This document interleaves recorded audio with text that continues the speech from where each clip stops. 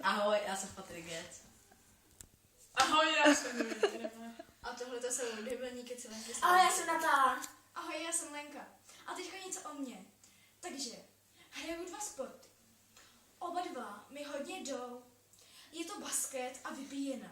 Nic jiného mi líp nejde. Co bys dělala, kdyby jsme ztroskotali na opuštěném ostrově a koho by si vybrala, mě nebo Svěrču, abyste letěli helikoptéru? Ty jo, to je těžký. Takhle těžký otázky jsem jako vážně nečekala v čárce pravdy. Ježíš, já nevím. Neboj, vzala bych si tebe, Davide. Ahoj, Davide, až budeme velký, jak se budou jmenovat naše děti. David a Lenka. Že jo? Že jo? Hele, to mi neuvěříš, já mám spoustu kluků, chápeš? Davida, Gece, Svěrču, Leona. Teďka mi na to skočil i Simon, ty vole.